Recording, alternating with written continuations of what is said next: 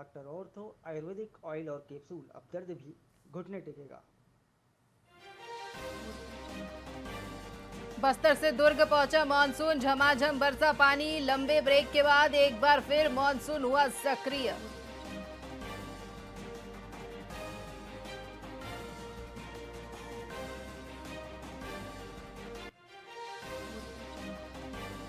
CM Sai से Chhattisgarh Olympic संघ के पदाधिकारियों ने की मुलाकात। सीएम को आयोजन में शामिल होने का किया आमंत्रण। 30 जून को ओलंपिक दिवस के मौके पर आयोजित होगा कार्यक्रम।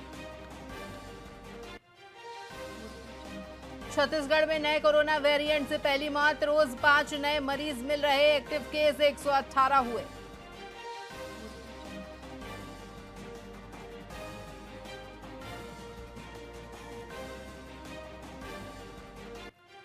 छत्तीसगढ़िया क्रांति सेना के 6 सदस्यों को सजा, दुकान में घुसकर मारपीट और उगाही करने वालों को 7 साल की जेल, 500 रुपए जुर्माना।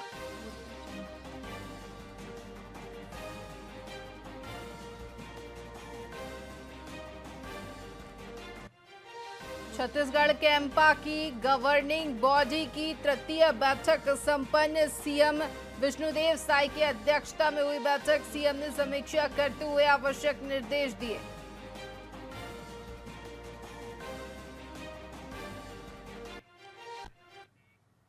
नमस्कार, स्वागत है आपका वीआईपी न्यूज में। मैं हूं आपके साथ आयुषी सुनवानी। रुक करेंगे खबरों की ओर। रायपुर में इन दिनों बदमाशों के हौसले बुलंद हैं, जो निजी संपत्तियों समेत सरकारी इमारतों में तोड़फोड़ कर चोरी की वारदात को बेखौफ अंजाम दे रहे हैं। इसकी बानगी देखने को मिली भटगांव के ग्राम पंचायत ऑफिस में, जहां चोर तोड़फोड़ कर अंदर रखी नकदी चोरी कर फरार हो गए। वहीं पूरा घटनाक्रम सीसीटीवी कैमरे में कैद हो गया, जिसके आधार पर पुलिस ने मामला दर्ज कर लिया है और जांच शुरू कर दी है।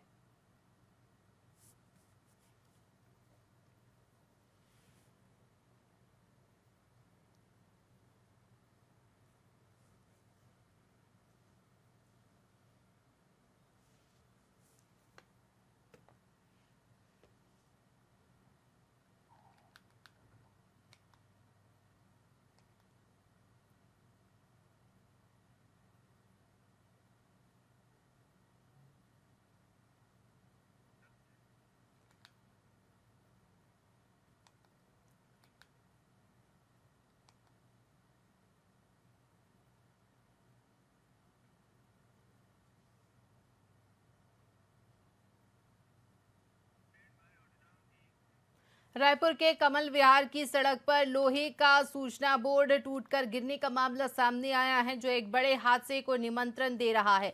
बीते कई दिनों से ये एंगल सड़क पर पड़ा है, लेकिन इसे हटाने वाले जिम्मेदार लोगों को इसकी भनक तक नहीं है। इसके चलते कोई बड़ी दुर्घटना कभी भी घटित हो सकती है। बता दें कि 3 महीने पहले रायपुर में एक ऐसे ही लोहे के एंगल से एक नाबालिग लड़की टकरा गई थी और उसका सिर धड़ से अलग हो गया था। इसके बाद भी जिम्मेदार लोग बेखबर हैं।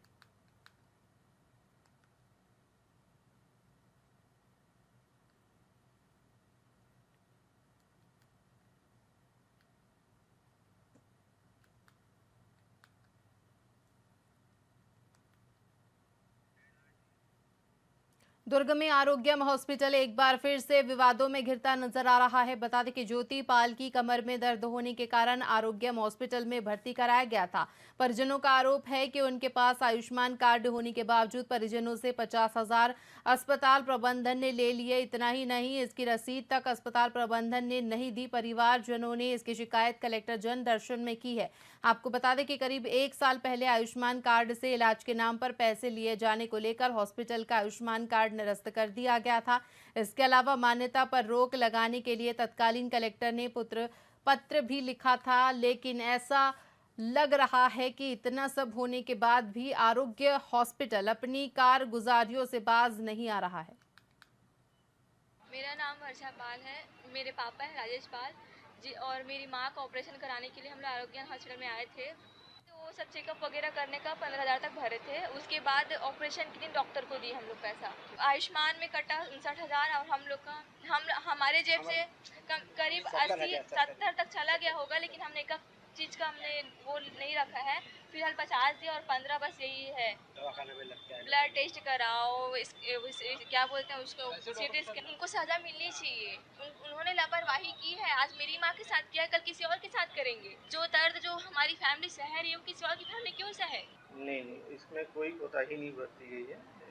हमने उनका ऑपरेशन किया था। लंबर स्पाइन स्टेनोसिस का केस था। कमर में नसों में दबाव था, जिसके कारण पैरों में दर्द होता था उनको। उसके लिए हमने उनको ऑपरेशन की सलाह दी थी, जिसके लिए उन्होंने ऑपरेशन की मंजूरी दी थी। ऑपरेशन के सारे कॉम्प्लिकेशन बताए गए थे उनको। उसके बाद उनको ऑपरेशन किया गया, जो कि सक्सेसफुल था। ऑपरेशन के बाद मरीज़ को एक दिन आईसीयू में रखा गया। मरीज़ स्टेबल थी। उसके बाद हमने उनको जनरल वार्ड में रख के आईवी एंटीबायोटिक्स लगाई, जिसके दौरान पेशेंट एकदम स्टेबल थी। उनको कोई बुखार की कंप्लेंट नहीं थी, कोई दर्द की कंप्लेंट नहीं थी। 5 दिन एंटीबायोटिक का पूरा कोर्स देने के बाद स्टेबल कंडीशन में उनको डिस्चार्ज किया गया। उसके 2 या 3 दिन बाद पेशेंट को वापस लेके आए थे उनके परिजन। उस समय उनको लो बीपी और सांस लेने की समस्या थी, तो इसलिए वो लेके आए थे। तो इस उसके लिए उनको मैंने यहाँ पे ज़िला अस्पताल में भर्ती किया था और इलाज चालू किया। आईसीयू में रखा हमने उनको, वेंटिलेटर पे रखा था। इलाज करने के दौरान उनका बीपी और गिरता गया, हार्ट रेट कम होता गया, जिसके कारण उनकी आकस्मिक मृत्यु हो गई। उनसे कोई भी धनराशि नहीं ली गई थी। उनका पूरा इलाज आयुष्मान के अंतर्गत हुआ और उनको पूरी तरह स्वस्थ करके हमने डिस्चार्ज किया। मेरा नाम वर्षा पाल है। छत्तीसगढ़ के बिलासपुर में कलेक्टर के जनदर्शन में प्रशासनिक अधिकारियों की लापरवाही का मामला सामने आया है। जनदर्शन में पीड़ित पक्ष ने कलेक्टर को ज्ञापन सौंपकर 2 साल से चल रही मामले में त्रुटि सुधार की मांग की है। बता दें कि बिलासपुर जिले में आवेदक दुईज राम कौशिक अपने परिजनों और अधिवक्ता के माध्यम से कलेक्टर जनदर्शन में अपनी फरियाद लेकर आए।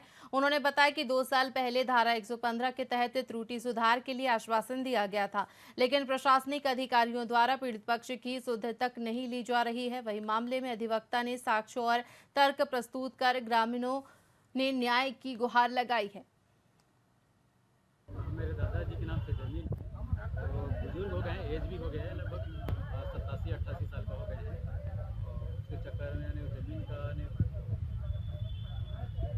ज़मीन का जो है हम लोग का लगभग 1.5 एकड़ का है और उसमें कम दिखा रहा है ज़मीन। तो उस चक्कर में हम लोग एप्लीकेशन लगाए हुए थे। अच्छा, अभी किसी प्रकार की कार्यवाही की गई है? कार्रवाई अगर तभी तक कुछ नहीं हुआ, हमारी तरफ से कार्रवाई हो रही है। अच्छा। और अभी तक आने कुछ उधर से जवाब ही नहीं आ रहा है। हम लोग एप्लीकेशन के ऊपर एप्लीकेशन दे रहे हैं, उधर से कुछ जवाब ही नहीं आ रहा है। क्या एक प्रकरण है, धारा 115 के तहत हमने दुईज राम कौशिक के नाम से ग्राम मौजा सड़क के भूमि सुधार के लिए दिया गया था रकबा का, और एसडीएम साहब के पास आज 1.5 साल हो गया है। उसके बावजूद भी किसी भी प्रकार का उसमें निराकरण नहीं कर रहे हैं, ना आदेश पारित कर रहे हैं। और इन किन प्रकार से उनके तरह एसडीएम साहब के द्वारा मतलब आदेश के लिए गुमराह कर रहे हैं। हम लोग कमिश्नर साहब के पास भी शिकायत किया गया था, कलेक्टर साहब के पास भी शिकायत कर रहे हैं दिसंबर माह में। उसके बाद भी, और सबसे महत्वपूर्ण बात यह है कि नायब तहसीलदार नेहा कौशिक मैडम के द्वारा एसडीएम साहब को ही आदेश को प्रश्न चिन्ह करते हुए ऑर्डर शीट में बाकायदा चलाया गया है कि इनके द्वारा किस आधार पर मेरे न्यायालय में भेजा गया है करके। उसके बावजूद भी किसी भी प्रकार का राजस्व अधिकारियों के द्वारा कार्रवाई नहीं किया जा रहा है।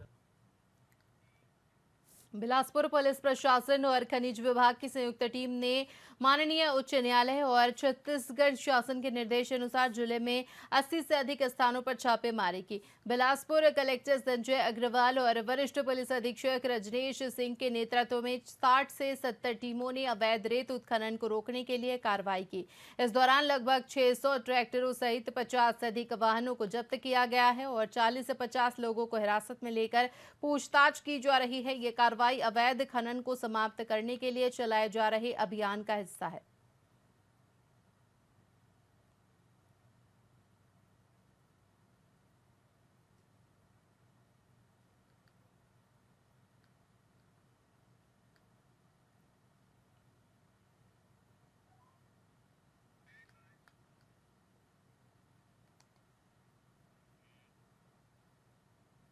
कोरबा में आयोजित प्रेस वार्ता में भाजपा के वरिष्ठ नेता और पूर्व विधानसभा नेता प्रतिपक्ष नारायण प्रसाद चंदेल ने कहा कि मोदी सरकार के 11 सालों के डबल इंजन सरकार ने छत्तीसगढ़ को माओवादी खतरे से बाहर निकाल विकास और समृद्धि की नई दिशा दी है। उन्होंने कहा कि पिछले 1.5 सालों में माओवादियों पर निर्णायक प्रहार किया गया है, जिसमें 425 नक्सली ढेर हुए हैं, 1388 ने आत्मसमर्पण किया है और 1443 गिरफ्तार किए गए हैं। चंदेल ने बताया कि कोयला और आबकारी लाइसेंस की प्रक्रिया पूरी तरह ऑनलाइन की गई है। साथ ही पीएससी भर्ती घोटाले की जांच सीबीआई से कराई जा रही है, जो पारदर्शी भर्ती प्रणाली की दिशा में अहम कदम है। 11 साल में भारतीय जनता पार्टी की एनडीए की सरकार ने आदरणीय मोदी जी के नेतृत्व में क्या क्या काम किया है। काम को वही लेकर के जाता है जो काम करता है। 57 साल में कभी कांग्रेस ने जनता के बीच में जाकर के अपने काम को नहीं गिनाया। आज चुनाव नहीं है, लोकसभा का चुनाव 4 साल बाद है, लेकिन हमने यह तय किया, हमारी पार्टी के शीर्ष नेतृत्व ने, कि हम जाकर के जनता से संवाद करेंगे। ये हिम्मत वही जुटा पाता है जो अपने शासनकाल में जनता के हित में, देश के हित में, समाज के हित में और गरीबों के हित में आज आदरणीय मोदी जी के नेतृत्व में हिंदुस्तान ने एक नई ऊंचाइयों को स्पर्श किया है। पूरे देश का मान, सम्मान और स्वाभिमान पूरी दुनिया में बढ़ा है। इस 11 वर्षों में सबसे बड़ी बात कि आज हम हर दृष्टिकोण से, चाहे वो सैन्य शक्ति हो या आर्थिक रूप से, हम पूरी दुनिया में अभी चौथे नंबर पर हैं। आज जो हमारा भारत है, विकासशील से विकसित देश की तरफ तेजी से बढ़ रहा है। 11 साल में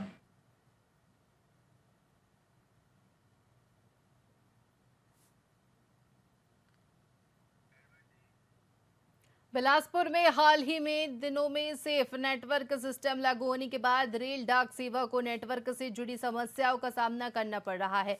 कभी कभी नेटवर्क बाधित होने से डाक प्रोसेसिंग और डेटा अपलोडिंग में देरी होती है, जिससे कार्य की गति प्रभावित होती है। इसके चलते कर्मचारियों को अतिरिक्त मेहनत करनी पड़ रही है। हालांकि डाक विभाग ने ऐसी तकनीकी चुनौतियों से निपटने के लिए बीसीपी बिजनेस कंटिन्यूटी प्लान प्रणाली लागू कर रखी है। अधिकारियों का कहना है कि सेफ नेटवर्क के साथ अतिरिक्त तकनीकी सुविधाओं की आवश्यकता है, जिससे कामकाज में आ रही रुकावटें दूर हो सके।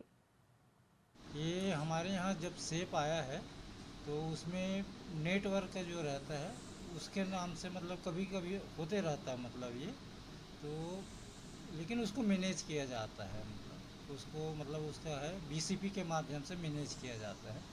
लेकिन जैसा मतलब हमको आउटपुट चाहिए वैसा नहीं मिल पाता सेफ की वजह से। ये इस पूरे कार्यालय को किस नाम से जाना जाता है और क्या कुछ कामकाज होते हैं सर यहाँ पर? यहाँ पे ये रेल डाक सेवा कार्यालय है। यहाँ स्पीड पोस्ट है, रजिस्ट्री है, पार्सल है, इसका प्रोसेसिंग होता है। ये प्रोसेस होके पोस्ट ऑफिस को जाता है।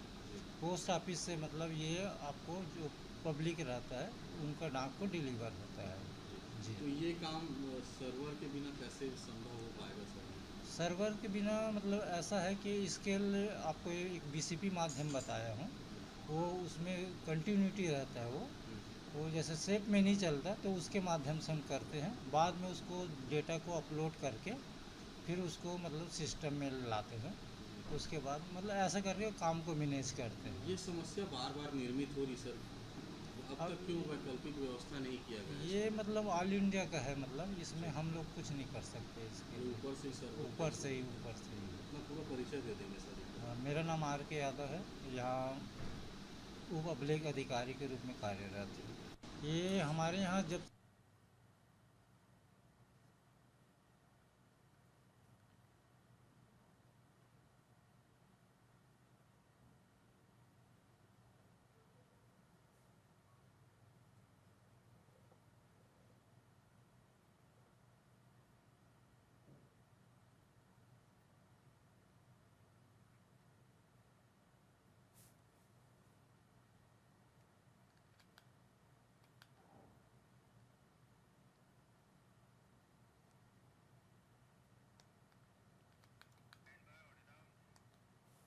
कबीरधाम जिले के चिल्फी वन परिक्षेत्र के झलमला अभयारण्य क्षेत्र में अवैध कटाई जोरों पर चल रही है। सालों से चल रही इमारती लकड़ी की अवैध कटाई ने न केवल जंगल की संपदा को नुकसान पहुंचाया है, बल्कि वन विभाग की कार्यप्रणाली पर भी गंभीर सवाल खड़े कर दिए हैं।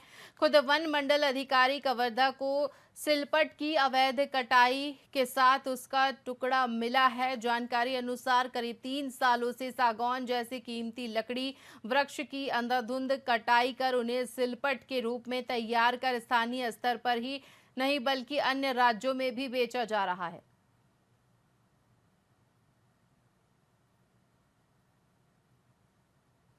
में अवैध लकड़ी कटाई का मामला बार बार आ रहा है, उस पर कार्रवाई भी आपके द्वारा किया जा रहा है, लेकिन ये सुनवाही जंगल में अवैध लकड़ी का जखीरा जो है लगातार कटाई कर रहे हैं। इसके बारे में अभी आप बहुत मेहनत करके यहाँ पहुँचे हुए हैं, इस पार्ट पे खुद स्वयं आए हैं सूचना के माध्यम से, विशेष सूचना के माध्यम से, और आप स्वयं जाकर देखे हैं कि फूड जो प्राप्त हुई है, कुछ सिलपट भी प्राप्त हुई है। इस पर क्या कहना चाहते हैं? जो सोनवाही हमारा बीट है वो हमारे चिल्फी अभयारण्य में आता है, और ये बॉर्डर एमपी बॉर्डर होने के कारण ये अति संवेदनशील क्षेत्र में आता है हमारे। और पिछले कुछ वर्षों से यहाँ पर अवैध कटाई के प्रकरण आते रहे हैं, और अभी भी जितना हमने गश्त किया अपने सोनवाही बीट में, तो उसमें भी कुछ नए और कुछ पुराने ठूठ मिले हैं। तो पुराने जो भी ठूठ मिले हैं उसमें नियम पूर्वक कार्रवाई की गई है। उसमें उनका हैमर क्रमांक और बीट जो प्योर क्रमांक है वो दर्ज है, और जो नए ठूठ मिले हैं अपने को, जो अभी आज अपन लोग ने गश्त किया है जिले में। इसी के साथ खबरों में फिलहाल इतना ही। तमाम बड़ी खबरों के लिए देखते रहिए VIP न्यूज़। मुझे दीजिए इजाजत। नमस्कार।